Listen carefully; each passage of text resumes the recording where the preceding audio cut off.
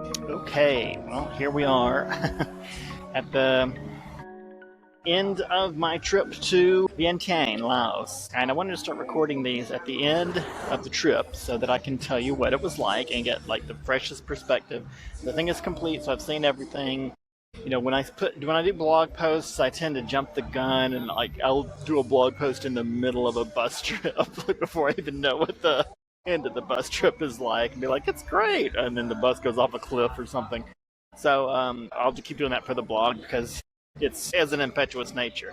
However, I wanted to shoot these so that I could tell you as fresh as possible because there's lots of things you forget. Even when I came back here, I was like, oh yeah, things I wouldn't have remembered if you'd asked me, a week before the trip. I wouldn't have remembered. But then I got here and went, oh yeah, this happened. It was that way. So I think I've already gone over the bus trip for this.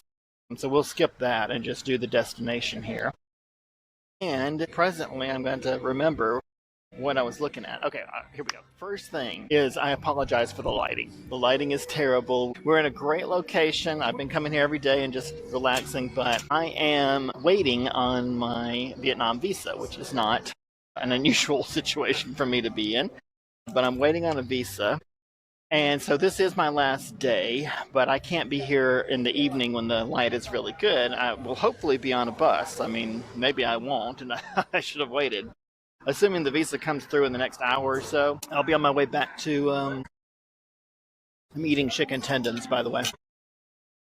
All right. Anywho, where was I? I'm waiting on that visa, so I'm here now in midday when the lighting is pretty intense, as you can tell. Now, before I continue on, I'm going to get on the internet and see what the name of this place is, just so I can say it correctly to you. Actually, just so I can say it. I mean, I've been coming there every day, but if you asked me the name of it, I would not be able to give it to you. Samyak Pakpasak, that's definitely it. Samyak Pakpasak restaurant. Now, this is a popular place in the evenings, and to be honest, I come here and sit in the afternoon, and before it gets popular, I'm up and gone. Because I think it's a nice place to sit in the middle of the day. It's not cool right now, for sure. Neither is anywhere else. So if you don't have a hotel room, as I do not, and you have to sit and wait out the day somewhere, this is a good place to do it. I'm actually very surprised there aren't more tourists here. And the reason I pointed out I haven't been here in the evening is because by the time I leave, it's starting to get busy. But I still don't see any tourists here. Maybe some Chinese tourists. I noticed some people come in. I don't see Westerners come in here. If you're keeping up with the new shift reorientation of the channel, that's a good thing. I'm trying to focus on how to, because you like to stick with your interests, how to steer clear of tourist paths, at least the well-trodden ones, Okay, sorry. Just keep my mouth shut for a while so the software will edit out me leaning over to get beer. But that's what I'm doing. I'm sitting here. It's a restaurant. It's not a bar, but honestly, everywhere I've lived in East Asia, people tend to do their drinking at restaurants. And people they don't go out to drink. They go out and have a meal, and then they'll drink afterwards. Now, there are places like China's clubs are pretty big in China, so people go there. Bars are not really popular. Some Western influence. Tao Tao had a bar. That's a friend of mine, Chinese friend of mine. Okay, so anyway, should I spell this place? Because if you come and you want to avoid tourist crowds, actually, you should come here and then comment if I'm wrong. If I'm wrong and it turns into a tourist haven at night, then tell me. Let me know. Let the other viewers know. But I don't think that it does. And the amazing thing is, it is so close to the night market. It's right here on the Mekong. And there's a strip of tourist bars right down there. Maybe that's why it's not popular. But it's not a tall building. It's a one-story building. But the seating area here is on the roof. So we're on the roof of the actual building. And the Mekong is right there. And, they got fans if you want to come here during the day. And obviously you can come at night. It's a restaurant, but it is beer focused. So it's one of those drinking restaurants that people go to. And the name, one more time. Samyak Pakpasak. Hope you got all that. If I don't have a complete lapse in memory, I will... I'll put the link in the comments to the YouTube maps, that way you can get here. I'm probably not going to show you the food I'm eating any more than this right here. That's fried chicken tendons. Yum. Is there anything you can fry that won't turn out good? Anyway. These videos are going to be on a playlist that I call the DeTourist Diaries. Just a way for me to, I want to stop this. I want to minimize talk to the camera content. And so I'm kind of pushing it all into this one playlist where I just sit and yak about the whole trip once for the whole trip.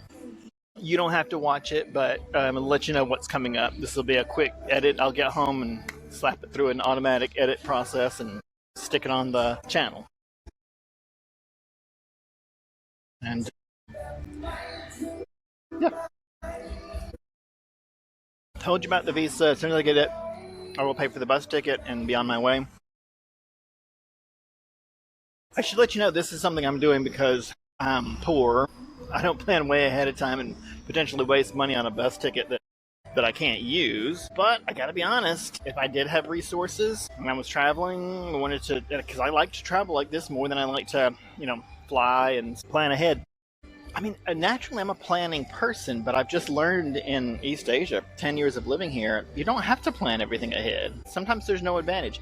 It's great. It's a great thing to do when there's an advantage to doing it, but there isn't always. Well, in the meantime, let's go back to what the video is supposed to be about, which is next. I've got my checklist I'm going down.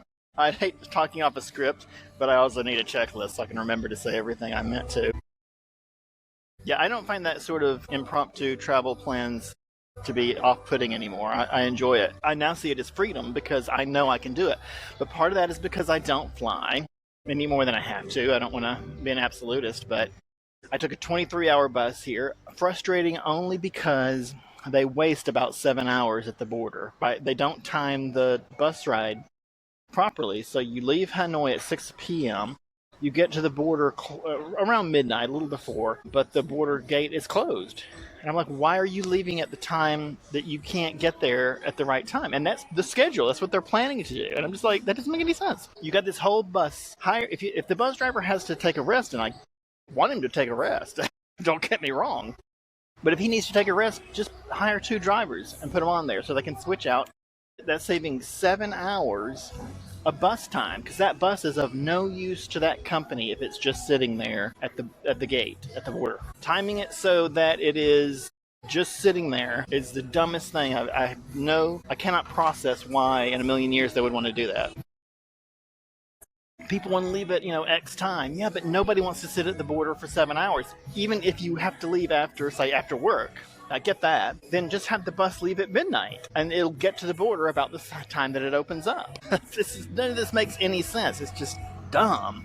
Anyway, that's the only real thing that was frustrating, because while I like to travel by bus and I like to see the countryside, and it's beautiful once you get here on the Laos side, and the mountains and everything, just gorgeous. It's a good trip. And honestly, if it was a 23-hour ride, because it was actually in motion for that amount of time, I probably wouldn't complain. I just have to reload the whole thing. You do that, and I'm going to go back to my list. All right, but that's the way I like to travel. I'm sure I won't have to explain that every video. I prefer trains and buses. And buses are not always comfortable, but to me, they're always more fun than a plane. Ferries, yeah, all that stuff is much preferable. All right. Let's move on. Now is where I'm supposed to tell you the shoot is wrapped, which I guess technically it is. I did not get all the videos that I had hoped to get, all the shots that I hoped to get. While I was here, I got most of them, and I think I'll be able to make videos. I'm stopping short of saying full videos, but I'll be able to make videos. But there's a lot of topics that I just missed here, and I'm going to have to rearrange my mindset so that, like history videos, if there's more than one story, then there's more than one video. And I mean by that, Laos has an ancient history that tends to get ignored because of its very sad 20th century history, which is a story that I also want to tell. This time I aired on the side of ancient history, and I said nothing about, you'll see nothing in the videos about the Secret War, unexploded ordnance, just didn't make it in. And, when I'm shooting, I'm kind of realizing, oh, that was kind of dumb. It's one of the biggest stories. So I've got to rethink my idea of having one video on each topic for each place I go. That's not a good idea. A better idea would be to find the stories that naturally present themselves, don't force any that aren't there, and use the ones that are, even if there's, 2 great stories about history or more. I think you could You could hit the high points for Lao history by just doing ancient and modern, but they are two separate stories, really. But it's all wrapped up, tonight.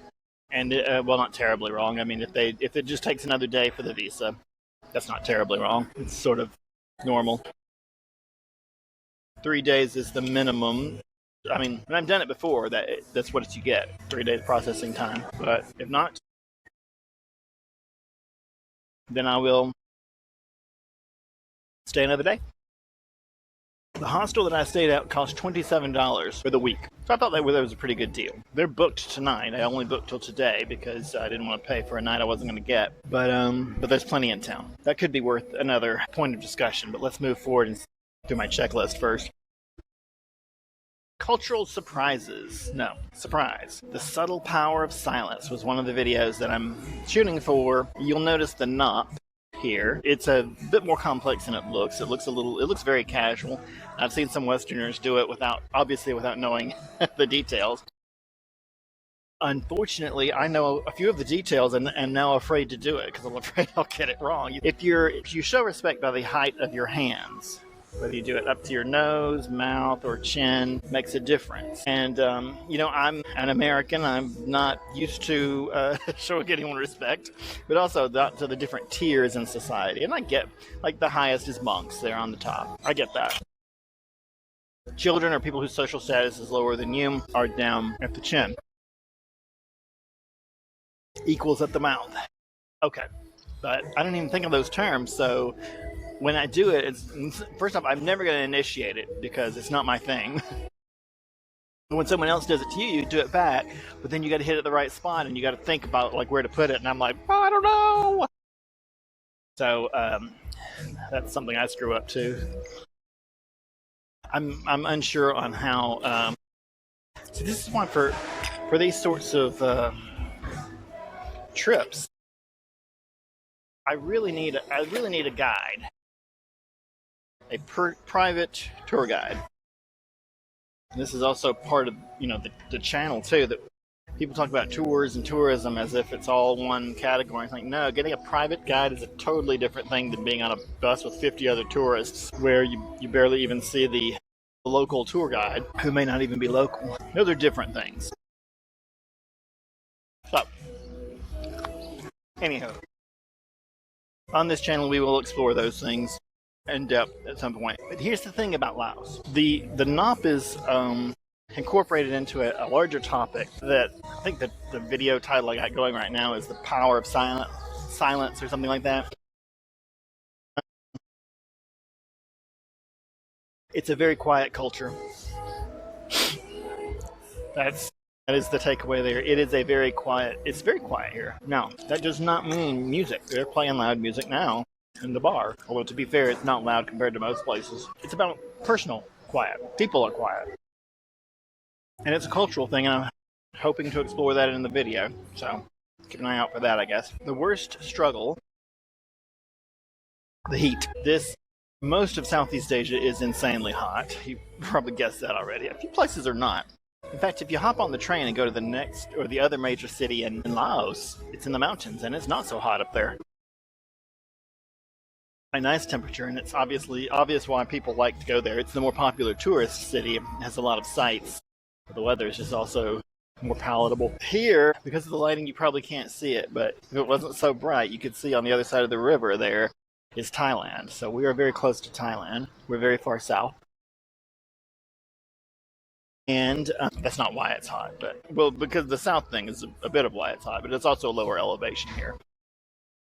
So the worst places for the heat probably are the markets. As you're walking through the market, it's a lot of people in a confined area. If there's any cooking going on, which there often is in a market, then that's adding to it. Somebody's out cooking over a grill, some charcoal or something. But for me, it was the historic city, the colonial city here at the center is pretty walkable. I would have walked absolutely everywhere probably if it weren't for the heat, and I did end up walking a lot. I walked here from the hotel, and we're on the other side. We're on the opposite side of the colonial core from the hotel, but it's just not that far. It's an easy walk. That goes into the history of Vientiane too, though, which hopefully I'll be able to examine. And if I don't really explain it and get to it, good reason to come back. I definitely have not struck off everything on the list of what I wanted to see and do and capture here. So Vientiane is still on the list for a return trip. I'm trying to strike things off of the list because I'm getting older. And I'm keenly aware, because of my past, because I've lived a while now, I'm keenly aware that any trip I make to any place now could be the last time I go there. Years ago, when I left Chenzhou in Hunan, China, I never dreamed in a million years it was going to be the last time that I ever saw that place. But it looks like it might be. I may never make it back into China.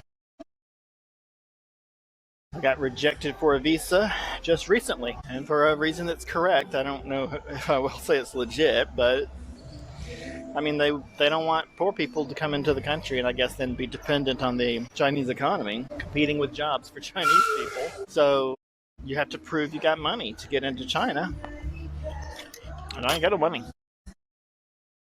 Okay, so there was a lot on the internet in my research before I came here about the ATMs. Oh, ATM scams on the ATMs. I don't use ATMs for one thing. You need money in a bank account for that to even matter. But the scam they were talking about was high ATM fees. Okay, that's not a scam. That's just a high price on something. I get you don't like it. I don't like paying high prices either, but that's not a scam. It's not the same thing. That's just a high price. So I brought cash, and I've been on cash the whole time I'm here, and soon I'll head back. Won't encounter an ATM, and I thought about going up to one just to see what the fee was, but I don't think so. It's not going to go into my video. First off, I'm not concerned with this scam. This whole thing does not concern me at all. I'm happy for you if you have lots of money in a bank account. But if they want to charge you $5 to use the ATM, that's their business. That's not even the highest ATM fee I've ever heard of. You pay a lot more at the ATM in a strip joint. But if I did have big money, ATMs are usually a good way to go. The fee should be incidental because you should not be pulling out. Like at home, if you're using your bank, I know back in the day when I actually was in the US and used a bank, I would go by the ATM and get $20. I don't think that's the proper way to use an ATM when you're traveling. You go in and you pull out the maximum amount allowed at the ATM. That way you get one fee. Because for one thing, you don't know if you're going to run into another ATM. Like they're not necessarily around every corner. They're usually available. It's like I can't think of anywhere in the world I've ever been where there's no ATM. But they're going to charge a fee if it's international. And beyond the fee, unless you're just staying in the same spot your whole trip, and maybe, that's not an illegitimate way to do it, but unless you are, you don't know if you're going to run into an ATM like that again. Personally, the money issue to me is covered by this. You should pull out. Sorry, not pull out. You should go to wherever you can go in the place where you live. Usually a bank, but sometimes, other businesses. I think it's called TravelX or something like that. They charge an outrageous amount of money, but again, that's a situation where it's not a scam because they're not tricking you. It's just a high fee. That's different. So anyway, you should go get the money, whether it's your whole budget trip, if you feel comfortable taking that, that's your choice, or just a segment of it. You should take out cash in the currency you're going to need in the place where you live before you get on the plane or train or wherever you're going to do, and have that money ready the minute you cross into the new place. That is my advice on that particular thing, because I didn't do it this time. The internet research had warned of the horrible, horrible inflation here in Laos, and it has experienced some pretty substantial inflation, but it's not so much that you need to worry about it spiraling out of control while you're here. So I foolishly, no matter how old I get, I still put other people's judgment ahead of mine too often. I don't normally do this, but I went and got US dollars to travel with. The internet was sure that was the right answer. And then I got here, and of course, if you have US dollars, you can't get on the bus. You can't hire a taxi from the bus station. So I had all sorts of trouble. I was just lucky I had a few bills from my last trip that I could use. Yeah, so I brought US dollars. That is not a smart idea. The smart idea is to convert the amount that you think you'll need for the trip, put it in the currency that you will need it in, put it in your wallet, and then stay within that budget. And if you have an emergency, then go to an ATM. If your trip is long, of course, mine was a short trip, so it's not hard to do that. But if you have a long trip, okay, well then you gotta plan on some trip. But I would plan out my trips to the ATM. I wouldn't travel with the thought in mind like where you live, where you can just pop over to the ATM and pull out some cash. Don't assume you can do that, and don't plan to do it, because high ATM fees for you in a foreign country, that's not a scam. That man's going into the ladies' toilet, old man. Anyway, that's not a scam. That's just high ATM fees. We don't like them, and you should avoid them. Whether you want to use the trick of traveler's checks, which I've never ever seen anyone use, or you want to rely on an ATM, the ATM is not to be used like you're at home. Plan out those trips. Say, I've got enough money for the week, and then I'm gonna go to the ATM on Friday and pull out some more. Plan it out, and then okay, $5, not that big of a deal. It's only a big deal if you're pulling out $20 and paying $5 to do it. That's not a scam. That's just you being stupid. All right. Next thing. Favorite site or experience? I would say it's this restaurant. No, you know what? This is great, and you should definitely come here, and I'll put the information in for it. But if you continue on, like you come here, it's adjacent to the historic district. If you put a block around the historic district, this would probably technically be outside, but it's right next to the historic district. But there's a walkway along the river that keeps going, and if you keep walking, you get this string of restaurants and bars, and most of them are for, well, the vast majority, 90+%, are for foreigners. And there's some fancy-ish hotels along this road, and they look like condos, things like that. It's going up a ways. I mean, you could walk for half an hour, maybe more. I wouldn't do it in the daylight. I did it in the daylight last time I came. Don't do it while the sun is out. It's too hot here. You can do it after the sun goes down. It's a lovely walk. The other side of the river is, like I said, is Thailand, and there's an amusement park on the other side of the river, and it's just this lovely experience. You can hear the music and see the lights and things on the other side of the river while you walk down this side. It's just lit up and very calm, very peaceful. It's not even those restaurants that are for foreigners and tourists, they're nice, they're lovely. So it's not something I would worry about avoiding. But super secret DeTourist advice, only on this channel. If you keep walking, if you keep going, you will get past the ones that are geared towards tourists, and you will end up, it's a handful at the end of local eateries that are right beside the river and just lovely. And when I did that, I got a mix of reactions from the people eating there, which, I mean, I'm sure by now they know what's happening when the white people show up. They're like, fuck, now this place is ruined.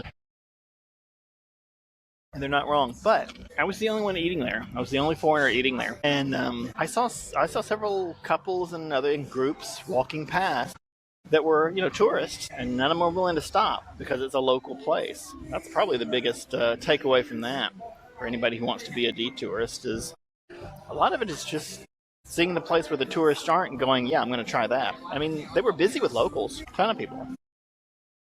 And it was great. The food was great. It was a barbecue joint, the kind of place where you cook the food at your table, very common in Southeast Asia. And they just bring you a plate of raw meat and you grill it on the grill they give you. I ordered livers because I like chicken livers. Pork livers I feel like they're not as good. But Weirdly, it's because they're not as dry as a chicken liver. Some weird medium, but they're good. And they also had just chicken and pork and things. I just had to be different. But it was great. I got a seat right on the water, right on the edge. So my top tip for this place. Let's see what we got.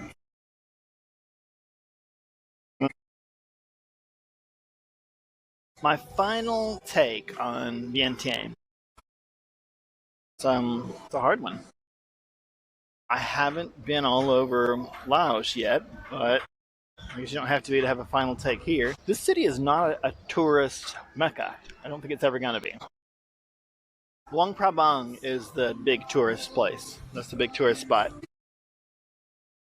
in Laos for the whole country. It's the ancient capital. Like I said, the weather's a little better. It is astounding for a country that I think was undiscovered by tourism just less than a decade ago. It is astounding how overrun with tourists that town is. My first trip here, I didn't really like it because I thought there's too many tourists. I thought I was going to Laos, this undiscovered country. Then on the second trip to Laos, I went to Luang Prabang, and it was astounding. The amount of tourists here, these people, they're just on a stopover. But they have probably come up from Bangkok and either flown or taken the train up to this town right here across the river and come over to this side to get into Laos, and then their next stop is Luang Prabang. Some of them, some small percentage, stop here for a couple of nights just to see the capital before they go.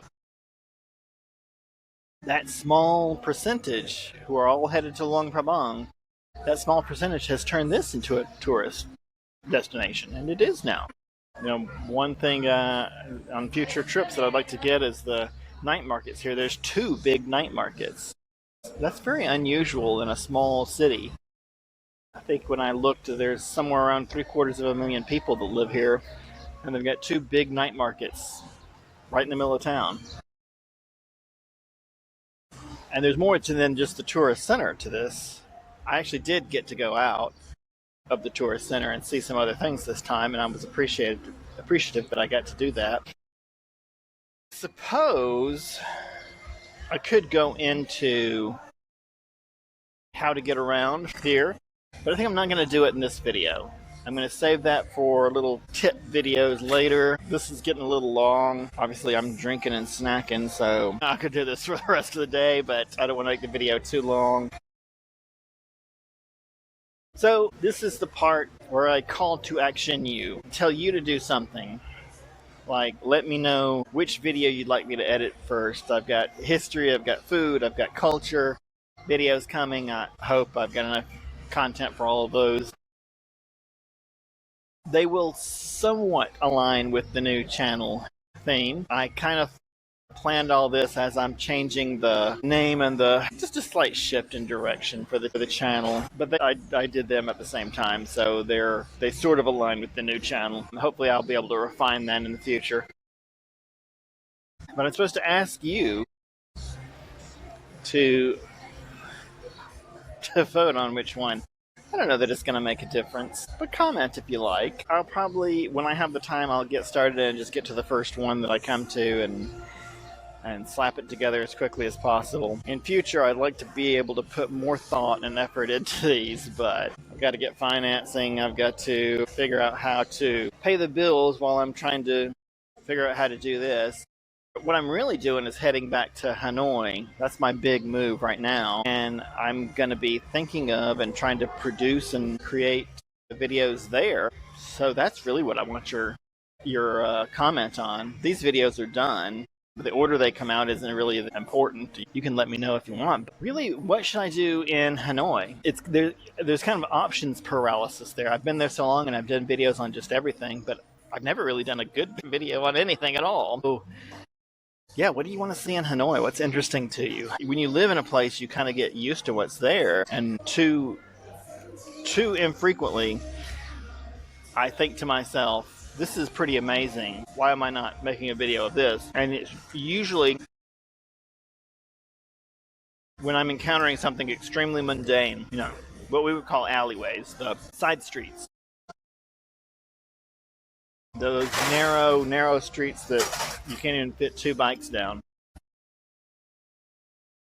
Those are cool, and they're all over the city. They're not just in the historic district. They're all over. I like them. I think that's cool stuff. But there's also great food. It has a long history. Yeah, that's what I want you to comment on.